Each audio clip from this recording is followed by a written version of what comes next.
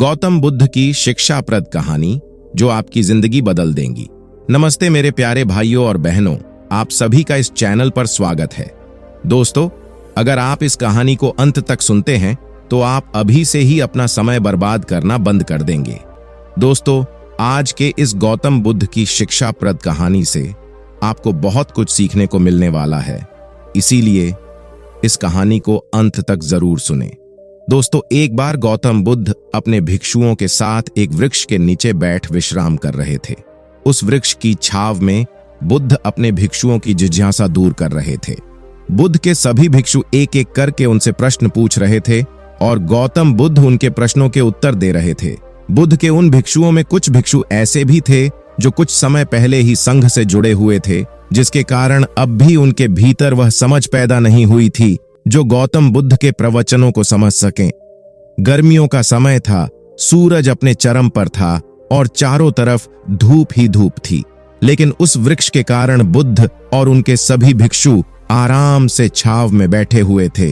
इतने में ही गौतम बुद्ध के एक भिक्षु की नजर एक बूढ़े व्यक्ति पर पड़ती है जो उस वृक्ष के पास से ही गुजर रहा था। वह भिक्षु उस बूढ़े व्यक्ति को देखकर अचानक से ही हंसने लगता है। उस बूढ़े व्यक्ति की उम्र बहुत ज्यादा हो गई थी, जिसके कारण उसकी कमर मुड़ गई थी।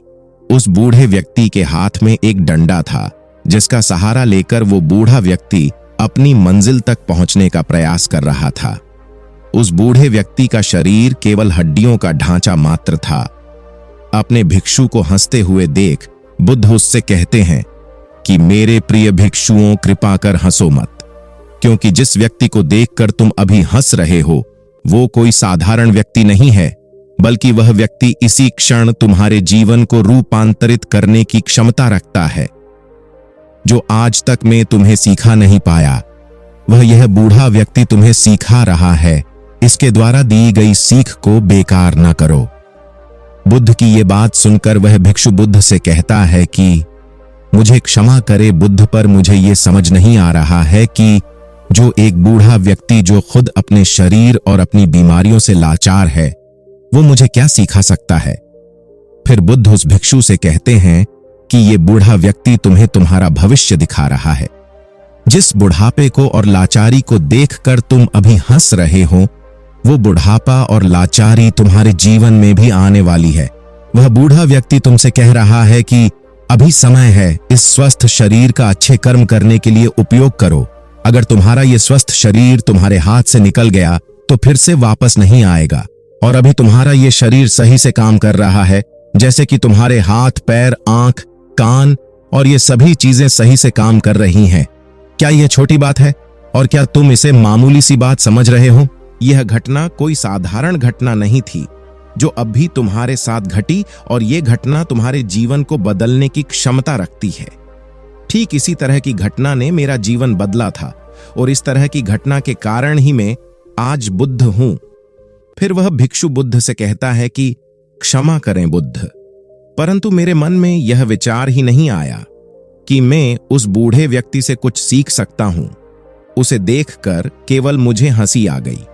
ऐसा इसीलिए हुआ क्योंकि तुम्हें अपने भीतर कहीं ना कहीं लगता है कि जिस स्थिति में आज वो बूढ़ा व्यक्ति है, उस स्थिति में तुम कभी नहीं आओगे। जिस बुढ़ापे का और लाचारी का सामना आज वो बूढ़ा व्यक्ति कर रहा है, तुम्हें लगता है कि उसका सामना तुम कभी नहीं करोगे, इसीलिए तुम उस बूढ़े व्यक्ति को देखकर हंस पाए। तुमने सच्चाई को नजरअंदाज कर दिया। अगर तुम सच्चाई को देख लेते तो चाह कर भी अपने आंखों के आंसुओं को नहीं रोक पाते, परंतु तुमने सत्य को अनदेखा कर दिया और तुम बहुत बड़ी संभावना से चूक गए। बुद्ध की ये बात सुन वो भिक्षु बुद्ध से क्षमा मांगता है और ये निश्चय करता है कि वह अपने स्वास्थ्य का उपयोग अपने अहंकार को बढ़ाने में नहीं, बल्कि परम सत्य को पाने में करेगा।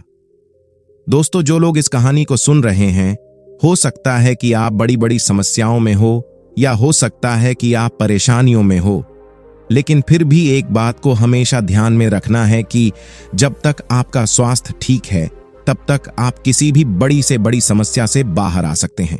दोस्तों, इसीलिए बुद्ध ने कहा है कि हमारा स्वास्थ्य हमारा सबसे बड़ा उपहार है। जो हमें इस सृष्टि से मिला हुआ है, इसीलिए इसका उपयोग सही से करें। दोस्तों, आपको यह गौतम बुद्ध की शिक्षाप्रद कहानी कैसी लगी, कृपया हमें नीचे कमेंट बॉक्स में कमेंट करके जरूर बताएं।